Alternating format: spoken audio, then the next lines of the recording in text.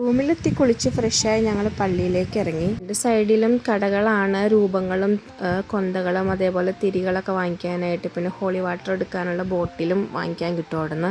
ചൂടായതുകൊണ്ട് തന്നെ ചായ കുടിക്കുന്ന സമയമായിട്ട് ഞങ്ങൾ ഒരു ഐസ്ക്രീം കഴിച്ചുകൊണ്ടാണ് കേട്ടോ പള്ളിയിലേക്ക് പോയത്. മെയിൻ ഗേറ്റിൻ്റെ അവിടെ എത്തിയപ്പോഴേക്കും അന്തോണീനെ ഒന്ന് ഇറക്കി വിട്ടതാണ് കേട്ടോ. അവൻ ഞങ്ങളേക്കാൾ സ്പീഡിൽ ഓടാൻ തുടങ്ങി. പള്ളിയുടെ ഫ്രണ്ട് വ്യൂ ഇതാണ്. നല്ല രസമാണ് കാണാനായിട്ട്. നമുക്കിവിടെ കുറച്ച് നേരം ഇങ്ങനെ ഇരിക്കാൻ തോന്നും. അന്തോണി ഉള്ളതുകൊണ്ട് അങ്ങനെ ഇരിക്കാനൊന്നും പറ്റില്ല, കാരണം അവൻ എപ്പോഴാണ് ഇറങ്ങി ഓടണതെന്ന് അറിയില്ല.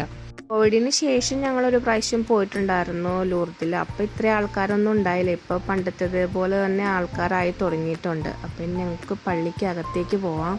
പള്ളിക്കകത്ത് നമുക്ക് വീഡിയോസും ഫോട്ടോസും ഒന്നും അലൗഡ് അല്ല, എടുക്കാനായിട്ട് പാടില്ല. പക്ഷെ എന്നാലും ചെറുതായിട്ടൊന്ന് എനിക്ക് ഇറങ്ങിയേക്കാൻ മുമ്പ് എടുത്തതാണ്. എല്ലാവരും നല്ല സൈലൻ്റായിട്ട് ഇരുന്ന് പ്രാർത്ഥിച്ചുകൊണ്ടിരിക്കുകയാണ്. ഞങ്ങൾ തിരിയൊക്കെ കത്തിച്ച് മാതാവ് പ്രത്യക്ഷപ്പെട്ട സ്ഥലത്തൊക്കെ പോയി പ്രാർത്ഥിച്ച് അത് ഞങ്ങൾ തിരിച്ച് റൂമിലേക്ക് പോയി. പിന്നെ ഭക്ഷണമൊക്കെ കഴിഞ്ഞ് തിരിച്ചിറങ്ങിയത് വൈകുന്നേരത്തെ 9 മണിയുടെ പ്രദക്ഷിണത്തിനാണ്. പ്രദക്ഷിണം ശരിക്കും ഒരു അത്ഭുതം തന്നെയാണ് കേട്ടോ. പിന്നെ മൾട്ടിപ്പിൾ ലാംഗ്വേജിലാണ് കൊന്ത എത്തിക്കുന്നത്.